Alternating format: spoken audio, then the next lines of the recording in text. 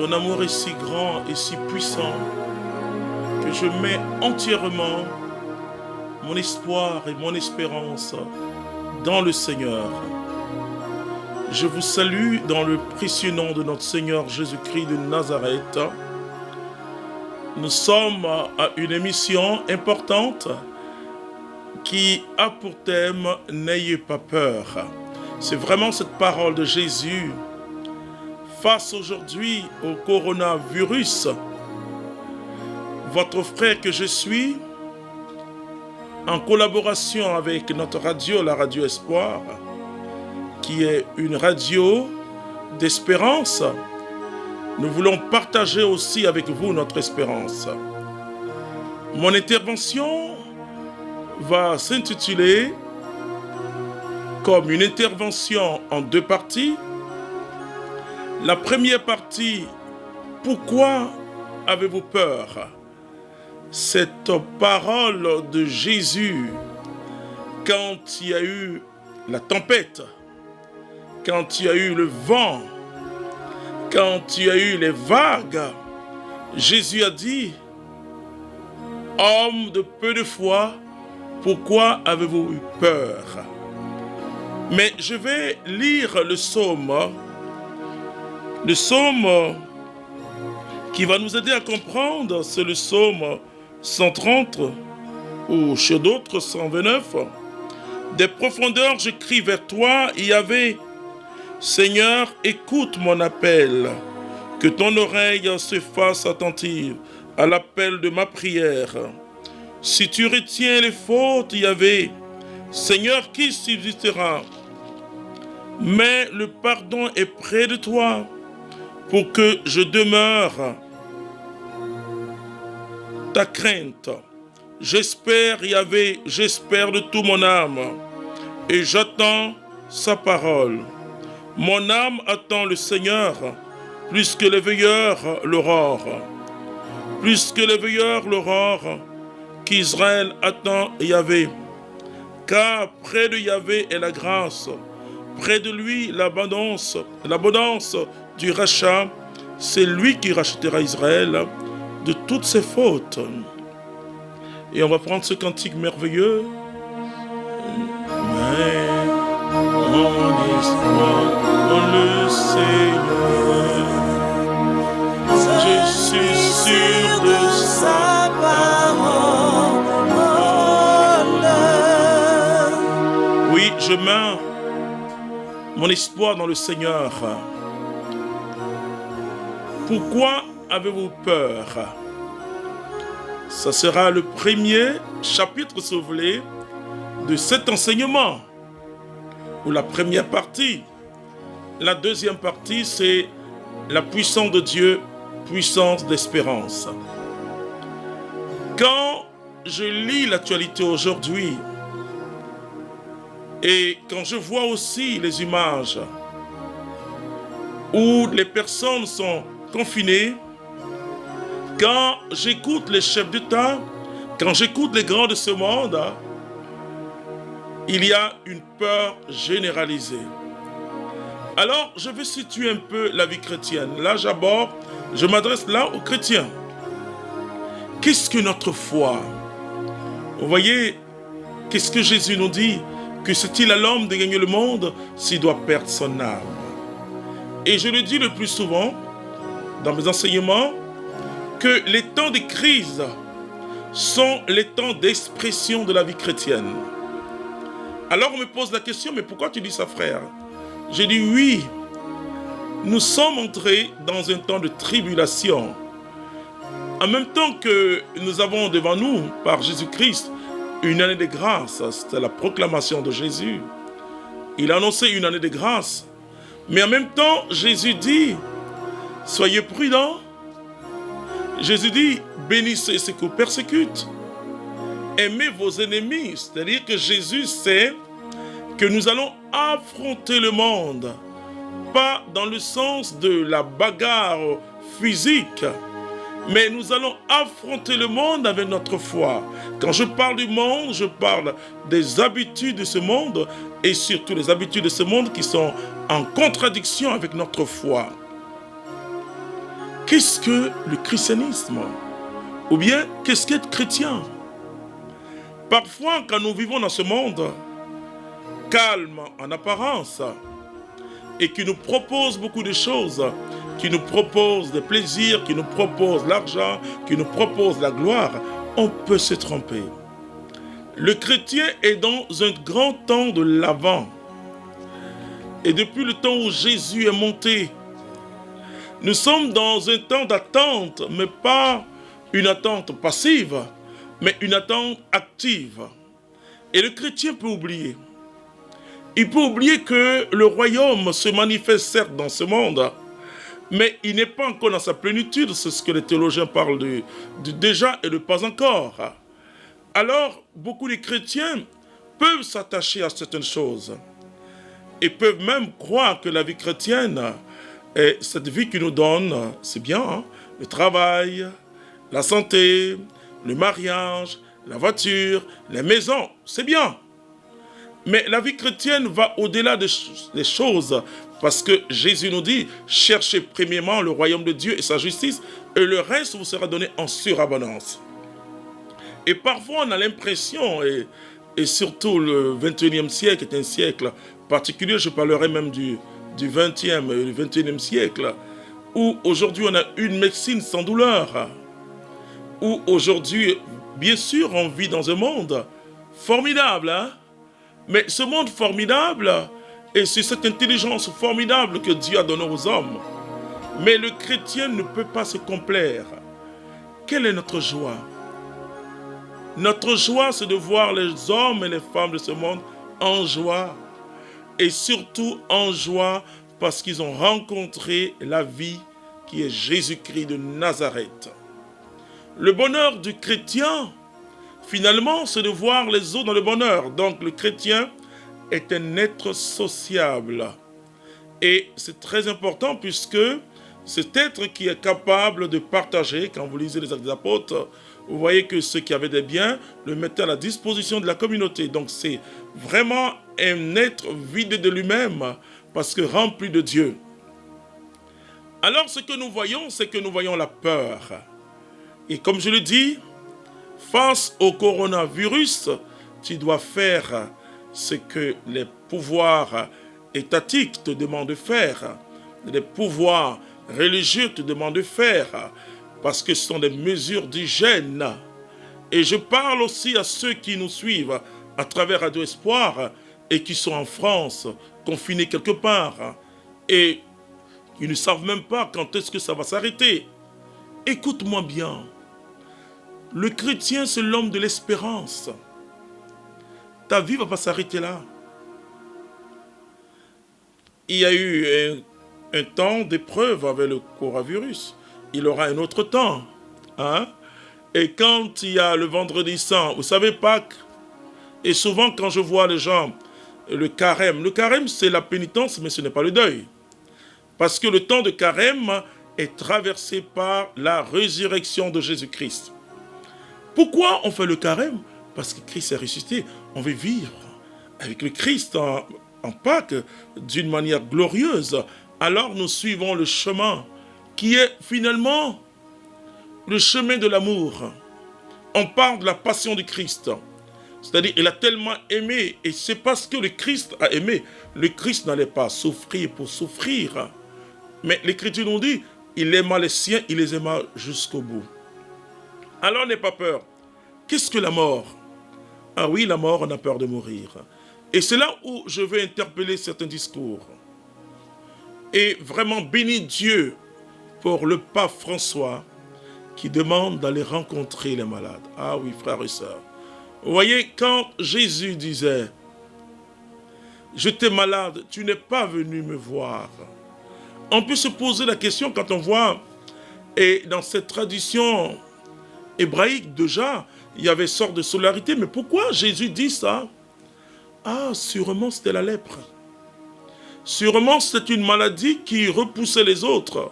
Sûrement ça pouvait être aussi une maladie contagieuse. Alors, est-ce qu'il faut aller voir le malade qui porte un virus? Il faut aller le voir, mais avec des dispositions sanitaires. Mais dans tous les cas, il faut aller le voir. Vous savez la solitude que vit le malade. Seul, confiné quelque part. Et c'est terrible. Chaque jour est jour d'angoisse. Chaque jour est jour terrible, de ténèbres. Alors toi qui es en bonne santé, ta présence déjà donne une espérance. Alors je demande aux chrétiens, et d'ailleurs à ma propre communauté partout, je demande de se mettre au service des pouvoirs publics, d'être des personnes de bonne volonté, comme le dit l'Écriture, et d'aller aider les sapeurs-pompiers, les infirmiers, et à se présenter. Bien sûr, ils seront équipés. Mais nous ne pouvons pas fuir les malades.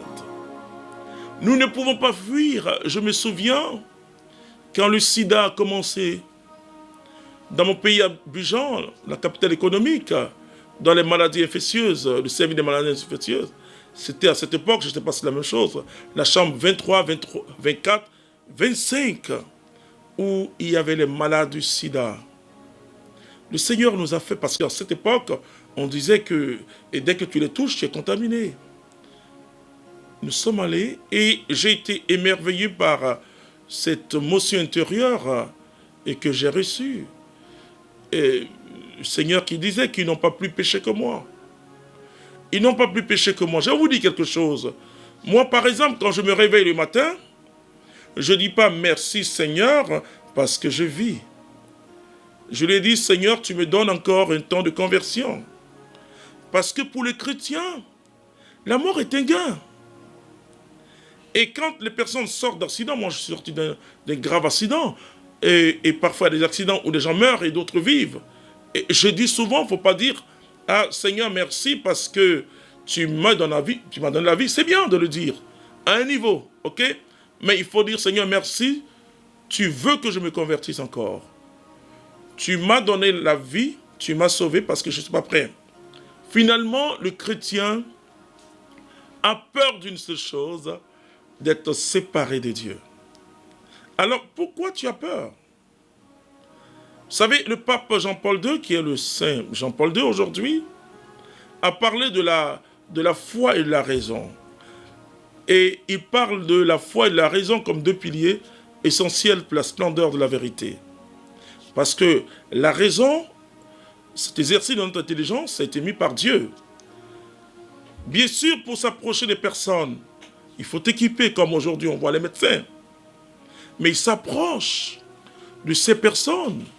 Imaginez-vous ces médecins de France que je salue, tout le corps médical français qui était en grève.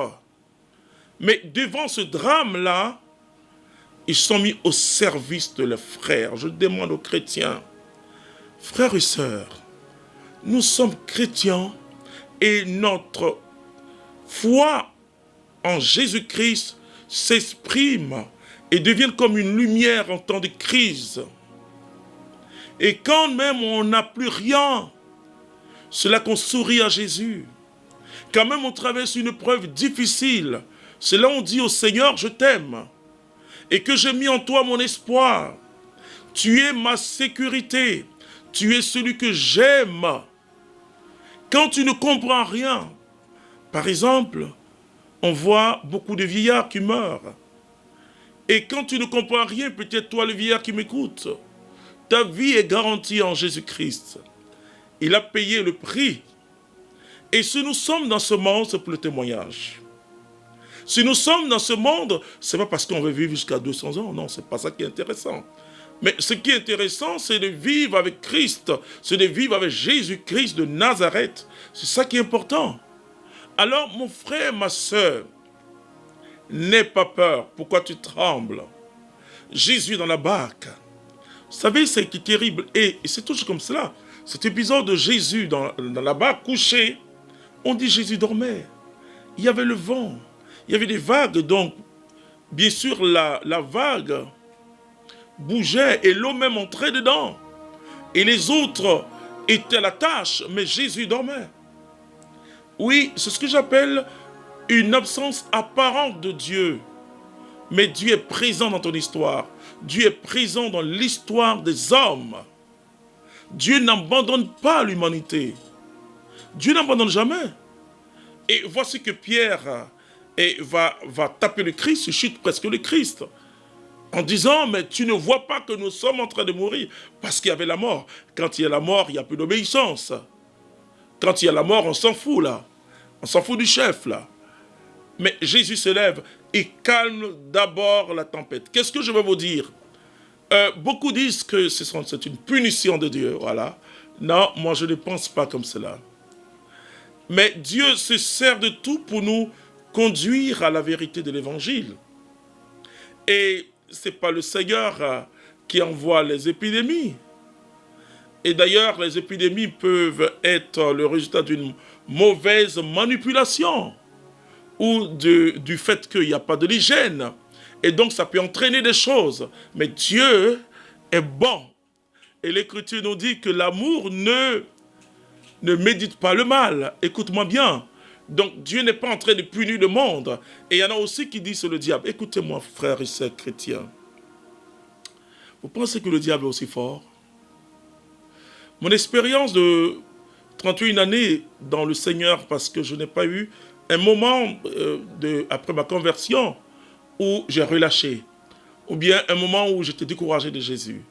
Donc, je savais qu'en choisissant Jésus, ça ne sera pas facile parce qu'il fallait renoncer aux habitudes anciennes. Et donc, je savais que c'était une contradiction aussi, parce qu'on me connaissait comme un grand danseur, comme un grand frimeur, etc., etc. Il fallait renoncer à moi, c'est ce que j'appelle la conversion morale, hein. Et moi, je parle de conversion, la conversion morale. Je dis qu'il y a des personnes, un jour, comprennent qu'il faut rester un peu tranquille, il ne faut pas être bandit. Donc, il y a des personnes comme ça. Et donc, l'évangile nous touche aussi dans le sens où nous avons maintenant une conscience plus vivante, une conscience qui peut nous dire ce que nous étions en train de faire n'est pas bon. Donc, nous changeons de direction, c'est ça la conversion. Mais la deuxième conversion, c'est la conversion par l'Esprit Saint, dans l'Esprit. C'est-à-dire où le Seigneur travaille en profondeur. Voilà, où le Seigneur travaille en profondeur. Comme le dit le prophète Isaïe, comme le courant d'eau qui est au fond de la mer. Alors que la mer paraît calme, en surpasse parfois. Mais il y a un courant d'eau qui est là, un courant au fond de la mer. Et c'est comme ça le Seigneur travaille, ce n'est pas toujours visible. Mais il travaille à l'intérieur de nous-mêmes. Alors je dis aux chrétiens, mais pourquoi tu as peur? Qu'est-ce qui est dangereux? Qu'est-ce qui est dangereux? Et d'ailleurs, je dis aux chrétiens que la science arrive à guérir tout cela. Et c'est vrai qu'on nous montre le nombre de cas, le nombre de décès, mais on ne nous montre pas malheureusement le nombre de personnes guéries. Il faut montrer le nombre de personnes guéries. Alors n'aie pas peur. Et Jésus était là. Et ensuite, Jésus va d'abord menacer la tempête et il y a un calme. Et quand il y a ce calme, c'est là où Jésus fait la remarque. Après, le monde va comprendre. Hein. Ne pensez pas que Jésus est en train de punir le monde, punir les orgueilleux. Non, non, ne dites pas ça. Ne pensez pas aussi que c'est le démon. Le démon se sert. Il n'est pas fort, je vous assure. Il n'est pas fort. Il ne peut rien construire. Mais quand tu construis qu'il y a des failles, qu'il y a des défauts, il entre et il s'installe. Alléluia. Donc, ce que je peux te dire, mon frère, ma soeur, c'est d'être courageux. Deuxièmement, je vais parler maintenant de la puissance du Seigneur. On va prendre encore ce chant merveilleux et nous allons parler de la puissance du Seigneur. Le Seigneur qui est vivant et le Seigneur qui nous fait du bien.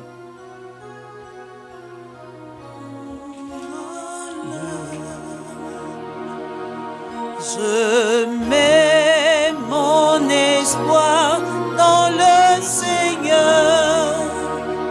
Je suis tu peux louer avec nous, hein? Sa parole. Nous sommes accompagnés de la chantre Marie-Josée et de Gino. Nous bénissons ton nom, Seigneur. Je suis sûr de sa parole. Oui, je mets mon espoir dans le Seigneur et je suis sûr de sa parole. Ô monde, écoute le Seigneur. Tu ne vas pas mourir. Il aura un après cette épidémie. Tout est arrêté, oui. Mais tout va reprendre. Tout va redémarrer. Cherchons le Seigneur de tout notre cœur. Oui, le Seigneur est miséricordieux. Vous comprenez qu'il a calmé la tempête. Il a parlé aux circonstances. Tu dois parler aux circonstances. Ta foi est capable de déplacer les montagnes. Qu'est-ce que l'ennemi fait? L'ennemi grossit ce que nous appelons le problème et difficulté. Alors certains vont dans les magasins. Et là c'est terrible, il faut que j'en parle. Vont dans les magasins, prendre des tonnes de riz, ramassent les gels d'hygiène. Ils prennent tout. Mais quand tu fais ça, est-ce que tu es encore chrétien? Est-ce que tu prends pour aller partager? Vous voyez, le chrétien, ce n'est pas l'église. Le chrétien, c'est la vie. La religiosité ou la religion, à travers simplement ces actes religieux, ne peut pas te donner la vie éternelle. La vie éternelle est une expérience de Jésus. Or, avoir Jésus, c'est vivre la vie Zoé, c'est l'amour. Alors, je viens célébrer ce Jésus, tout simplement, avec mes frères et sœurs en église. Alors, nous sommes dans le sommet de la prière, de la célébration qui est l'Eucharistie. Alors, je veux dire aux gens, aux chrétiens, et oui, beaucoup sont tristes aussi, c'est dur d'entendre ça, qu'il n'y a plus de messe. Ah, il n'y a plus de messe, mais laisse-moi te dire qu'il y a de l'espérance. Il faut redécouvrir ce que c'est que l'Église. L'Église, c'est une assemblée des croyants autour de Jésus. Le mot église, ecclésia, vient du mot synagogue. Et c'est là où je demande vraiment que les gens découvrent ce que c'est qu'une synagogue. Et pourquoi il y a tellement de solidarité entre les Juifs. C'est l'esprit de la synagogue. L'église est cette communauté de croyants. Mais il y a l'église quand 3, même 2 sont rassemblés au nom de Jésus-Christ. Écoute-moi bien, père de famille qui m'écoute. Baptisé, tu es prêtre, tu es prophète, tu es roi. Tu vis de ce qu'on appelle le sacerdoce commun. Mais tu réunis ta famille, tu lis les textes du jour, tu prends les intercessions, tu intercèdes. Tu fais le Notre Père, ou tu peux me faire des prières d'intercession. Et tu conclus par une bénédiction. Vous savez, et là, pour ceux qui sont de l'archidiocèse d'Abidjan, du diocèse d'Abidjan, qu'est-ce que l'archevêque a dit? Il parle de recevoir la communion spirituelle. Bon. Laissez-moi vous dire, là je fais une parenthèse théologique. La présence réelle de Jésus dans l'Eucharistie s'accueille par la foi. Et tu peux être à une messe où il n'y a plus d'ossie, mais tu as déjà accueilli Jésus par la foi. Tu viens à la messe pour vivre en communion avec Dieu et en communion d'abord avec Jésus. Et c'est pourquoi on appelle l'Eucharistie aussi la communion. Ça nous rassemble. C'est vraiment la nourriture qui nous rassemble. Le corps de Jésus. Alors, mon frère, ma sœur, et surtout, toi qui es le père de famille, joue ton rôle. Joue ton rôle de baptiser. Il faut commencer par confesser d'abord le péché et ensuite, vous priez, vous demandez la miséricorde de Dieu pour notre humanité, parce que ce temps doit être un temps d'intercession. Il n'y a pas plus grande intercession que quand 2 ou 3 sont rassemblés. Donc ne pleure pas, ne te dis pas, mais pendant combien de temps je n'ai pas communié? Non, tu communies déjà. En croyant que Jésus est vivant, Amen. Et en lisant les textes du jour et l'évangile, tu peux commenter l'évangile. Parce que si tu es dans l'église domestique, vous voyez, c'est la religiosité qui crée un problème dans l'esprit des chrétiens. Ils croient qu'on est chrétien que quand on est dans l'église. On va recevoir la force de Dieu pour opérer dans le monde, opérer par la miséricorde de Dieu, dans l'Esprit Saint dans le monde. Alors tu lis simplement et tu chantes. Alors je veux que tu souris. Je veux que tu te dises, mais tu n'es pas en prison. Et surtout ceux qui sont confinés quelque part. Et les personnes seules, parce que dans les grands pays, il y a des gens qui vivent seuls. Seuls. Et je vous dis que vous n'êtes plus seuls. Jésus est avec vous. Jésus est avec vous. Le christianisme doit se redéfinir aujourd'hui. Est-ce que nous sommes, et Paul dit, ne vous conformez pas aux habitudes de ce monde présent. D'abord, il dit, offrez vous-même comme un sacrifice saint et vivant, et ce sera pour vous, et pour Dieu surtout, pour ce Dieu, un culte parfait. C'est-à-dire le culte, le culte c'est ça d'abord. C'est le fait que tu offres ta vie à Jésus-Christ. Le fait que chaque jour, toi et ta famille, vous dites, Seigneur, prends notre vie. C'est un sacrifice, c'est une ossie vivante. Tu deviens une ossie vivante. J'aime beaucoup Saint Ignace d'Antioche, qui dit, ne m'empêchez pas de mourir, parce que dans la gueule de ces bêtes, je serai pâte vivante, comme l'écrit ces pains vivants pour moi. Alors, mon frère, ma soeur, tu n'as pas à se dire, mais pourquoi pas la messe? Mais tu vis la messe chez toi. Tu vis la messe chez toi. Tu vis l'Eucharistie, c'est l'action de grâce. Cette action de grâce, tu dois vivre cela chez toi. Il faut revenir à l'évangile et à l'église, parce que c'est très important.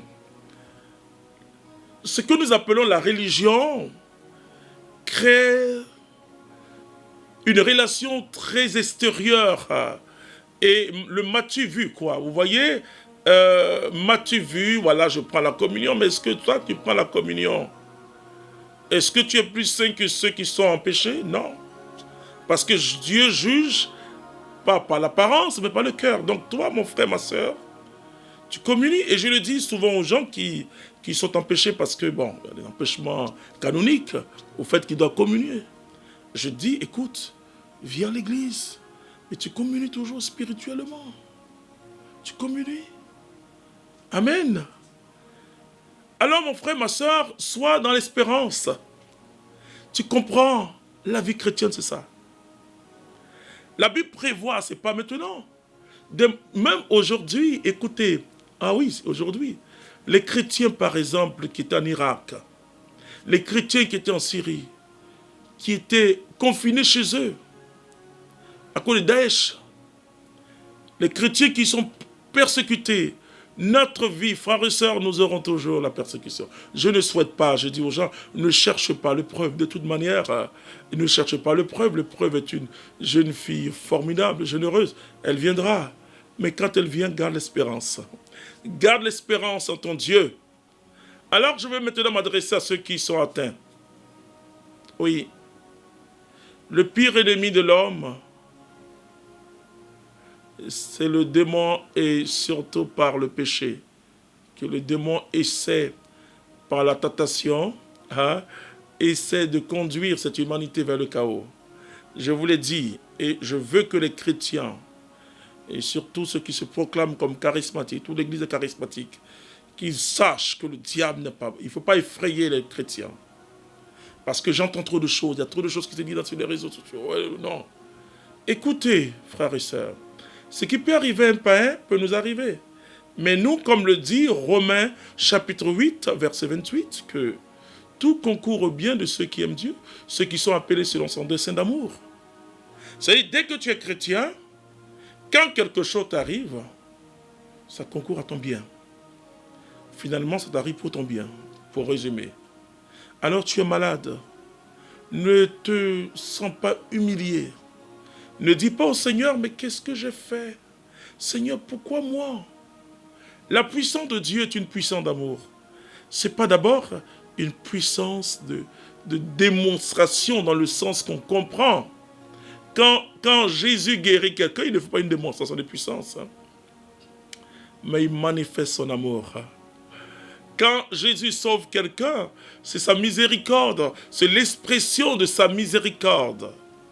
Alors tu peux te demander, mais quand même, j'ai cru en mon Dieu. Mais pourquoi je me retrouve dans cette situation? Vous savez, je demande aux chrétiens de revenir à la tradition de l'Église. Et c'est là, notre richesse. C'est-à-dire que comprendre la vie chrétienne, bien sûr, il y en a aussi qui présentent la croix de Jésus comme une grande souffrance des chrétiens. Non, attention. Jésus est allé avec le sourire à la croix et tout en pleurant sur la croix, Jésus savait que ce qu'il est en train de faire, c'est pour mon salut, c'est pour ton salut. Et il a dit, personne ne peut m'arracher ma vie, mais je donne. Et le don, c'est quoi? Le don, c'est vraiment la générosité, la libéralité de Jésus. Il donne. Est-ce qu'il donne sa vie avec des rancunes, avec des colères? Non. Mais la souffrance, c'est comme quand quelqu'un, vous savez, quand vous devez faire une vaccination. Moi, j'ai peur des piqûres, mais j'ai fait une expérience terrible à Washington, où à chaque heure on passait, j'étais à l'hôpital, c'était ma première fois d'être hospitalisé, en 2014, où on passait et on me pique chaque jour, au moins 4 ou 5 fois. Et finalement, je me suis dit, Seigneur, je m'abandonne à toi parce qu'on me pique pour mon bien. Et c'est comme quand je suis dans l'avion, quand les turbulences au début c'était difficile. Aujourd'hui, je dis, bon, Seigneur, je suis entre tes mains. Et c'est ça. Il y a la douleur. Oui, il y a la douleur dans l'offrande. L'offrande est toujours douloureuse, mais en même temps, il y a la joie. La joie de donner sa vie pour les autres. La joie de rendre service. Et c'est pourquoi je reviens encore en saluant les médecins. Oui, c'est une offrande de leur vie. J'ai voulu être médecin, ça c'est une autre histoire. Voilà, Dieu a voulu que je sois autre chose. Bon, voilà, j'accueille. Mais je suis au service de son royaume. Servir Dieu, c'est servir l'homme. Et c'est très important. Alors, ne dis pas que tu es foutu. Et puis la mort, comme je le dis souvent, je prie pour beaucoup de gens et je dis merci au Seigneur, il guérit beaucoup. Mais il y a beaucoup aussi qui meurent. Et surtout, les gens entendent des témoignages, ils viennent vers moi. J'ai mon fils, j'ai telle personne qui a le cancer. Prie, mais quand on vient vers moi de ce genre, je dis toujours, écoute, je vais prier. Je vais prier, c'est vrai, mais je ne veux pas que tu aies peur. Et parce que nous avons la victoire. Nous avons totalement la victoire.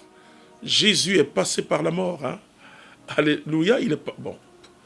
Maranatha, ouais, nous sommes en carême, et il est passé par la mort, mais la mort n'a pas eu raison de Jésus, puisque la tombe a été vaincue, la mort a été vaincue, il est sorti libre et vainqueur. Alors ce que je veux te dire, c'est que dans cette situation, tu peux encore expérimenter la puissance de Dieu, parce que cette puissance de Dieu se manifeste quand nous sommes faibles, très faibles, et cette épidémie montre la faiblesse du monde. Montre la faiblesse du monde, vous voyez. Qui aurait cru qu'un jour, totalement, Paris, New York, Washington DC, Londres, bon, Londres, ils ne sont pas encore confinés, mais toutes ces villes, Madrid, toutes ces villes-là seront des villes désertes. Qui aurait cru? Il y a des signes de Dieu, où l'homme doit se dire, et je parle aux scientifiques, je parle aux intellectuels, je parle même aux théologiens catholiques. Vous voyez, la connaissance rend orgueilleux. Parce que quand vous connaissez, vous voulez toujours exprimer que vous connaissez. Je le dis aux théologiens. Je dis, mais les paroissiens, les gens, qu'est-ce qu'ils veulent entendre? Ce n'est pas la théologie, ils ont besoin de la parole de Dieu. La théologie, c'est une science. qui a pour objet Dieu. Et la théologie, c'est la raison qui interroge la foi. Et donc, c'est vraiment une technique, un discours de savant. Mais chaque être humain vit une vie théologale. Parce que l'être humain, quand il est en danger, et surtout les chrétiens, il appelle Dieu, même celui qui n'est pas chrétien, qu'il soit musulman, il appelle Dieu, on appelle Dieu. Et la vie a un sens théologal parce qu'elle commence par Dieu, elle finit par Dieu. Tôt ou tard. Et c'est pourquoi un jour tout genou fléchira en proclamant que Jésus confessera que Jésus-Christ est le Seigneur à la gloire de Dieu le Père. Nous devons être humbles. Ce que l'homme a besoin, je donne un exemple, un témoignage, et je rends toute la gloire au Seigneur. Je disais à quelqu'un un jour, je dis, mais écoute, le peuple de Dieu, c'est ce que... Le peuple de Dieu n'a pas besoin d'un discours trop scientifique. Il vit une situation, il faut communiquer Jésus-Christ. Le mystère d'incarnation, c'est que il est l'Emmanuel, Dieu avec nous. C'est-à-dire Dieu avec ma culture, Dieu avec ma souffrance, Dieu avec mon propre cheminement. Et Dieu s'est fait présent en moi, dans ma culture. Vous ne pouvez pas, frères et sœurs, aujourd'hui, d'ailleurs je le dis toujours, prêcher un Christ, je ne sais pas moi, un Christ trop compliqué pour les gens. Il faut revenir à l'évangile, c'est pourquoi le pape parle du kérigme. Il dit, beaucoup de gens pensent que le kérigme est un discours terre à terre. Mais il dit, mais c'est le cœur de l'évangile, c'est la bonne nouvelle. Jésus-Christ qui souffre sur la croix, parce qu'il est crucifié, mort et qui ressuscite et qui est glorifié. C'est le message de l'évangile, c'est le message de l'espérance de notre humanité aujourd'hui, aux prises avec le coronavirus. Les scientifiques, c'est vrai, un scientifique m'a dit, si on est vraiment un grand scientifique, on sait, comme le dit l'apôtre Paul, qu'en regardant le monde, en regardant les astres, en regardant tout ce qui est, l'intelligence est capable de dire, il y a un créateur. Et comment les scientifiques vont appeler? Ils vont appeler la nature. Ils vont parler de la nature. La nature a dit, la nature a dit, la nature a dit. Voilà. La nature fait, la nature fait. Bon, la nature, bon, enfin. Écoutez, n'ayez pas honte de dire Dieu. N'ayez pas honte de dire Dieu. Alors la science aujourd'hui est arrivée à ses limites. Vous allez voir, scientifiques, que par la prière, et déjà il y a des signes d'espérance, et on commence à comprendre les remèdes, les gens guérissent, il y a beaucoup qui guérissent, il faut le dire, et il y aura des vaccins, parce que quelque part dans les monastères, là je parle à tout le monde, quelque part dans les maisons des chrétiens prient, et des croyants, même des musulmans, prient, parce que Dieu est un. Les juifs prient. Tout le monde prie. Un juif m'a envoyé aujourd'hui une vidéo où un grand rabbin conseille aux gens de prier. Il faut prier. C'est très important. Alors la science, où est ta science? Et c'est pourquoi, comme le dit Jésus, Luc chapitre 10, verset 21, il dit, tu as caché ces choses aux sages et aux intelligents, tu le révèles aux tout petits. Sois tout petit, revenons à l'humilité. Alors, je finis pour dire simplement, mes frères, mes sœurs, vous qui nous écoutez à travers Radio Espoir, vous qui nous écoutez à travers Divinamo TV, à travers tous les réseaux sociaux, qu'il y a de l'espérance. Et je vous dis que nous sommes dans un beau temps de prière avec le carême pour ceux qui sont catholiques. Prions chez nous. Il faut faire le chapelet. C'est peut-être un temps, et je dis, là je lance un appel aux pays africains, surtout à la Côte d'Ivoire. C'est vrai que nous ne sommes pas confinés, mais je te donne un petit conseil. Si tu n'as rien à faire au dehors, reste à la maison. Oui. Quand tu quittes le travail, entre chez toi. Et parce qu'il faut vivre, vous savez, il faut vivre ce temps de pénitence. dans une grande compassion avec ceux qui sont confinés. C'est ça le chrétien. Je pleure avec ceux qui pleurent. Je ris avec ceux qui rient. Alors si les gens sont confinés, toi tu es encore en... Heureusement qu'ils ont fermé la boîte de nuit en Côte d'Ivoire, c'est bien. Mais que toi tu es en train de, je sais pas moi, de danser, de vivre, de quoi, je sais pas. Non. Nous devons rester dans le recueillement. Si tu n'as rien à faire, tu entres à la maison, simplement. Et tu pries, que ce soit un temps de prière. Et je prie Dieu que Pâques trouve notre humanité en bonne santé. Je prie. Je prie qu'il y ait une grande action de grâce et que l'humanité revienne à Dieu. Je prie et je dis aux chrétiens, l'heure de la vérité de notre foi a sonné. Oui. Qu'est-ce que tu fais? Est-ce que le voisin a un sac de riz? Si tu vas payer 15 sacs de riz. Vous voyez, et on ne dit pas ces choses aux chrétiens. La vie chrétienne, ce n'est pas la prière. La vie chrétienne, c'est la vie de Jésus qui est en nous, qui s'exprime. La vie Zoé qui s'exprime. Alors, quand il y a un danger, l'instinct animal vient et finalement, on est capable de pousser quelqu'un dans l'eau et parce qu'on veut prendre quelque chose, voilà. Quels que soient les moments difficiles que nous pouvons traverser, gardons la foi en Jésus-Christ. Je vais prier. On va chanter d'abord ce cantique merveilleux.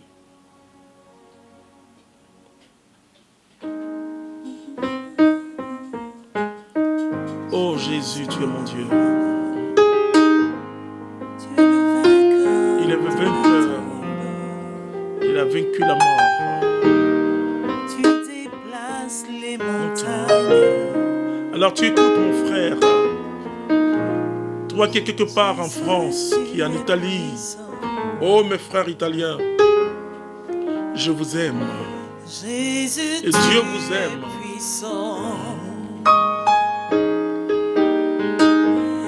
Le vainqueur de la mort.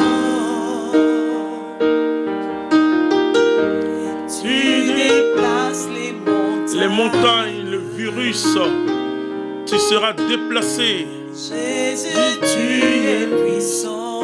Il est puissant, mes frères, auditeurs, auditrices, téléspectateurs, téléspectatrices. Je dis merci à Dieu. Je prie pour toi, pour que ta foi soit encore plus forte. Jésus est le vainqueur. Tu observeras toutes les restrictions, toutes les ordonnances et toutes les directives qu'on te donne. Mais n'oublie pas ta foi. Toi qui ne crois pas en Jésus-Christ, prie quand même ton Dieu.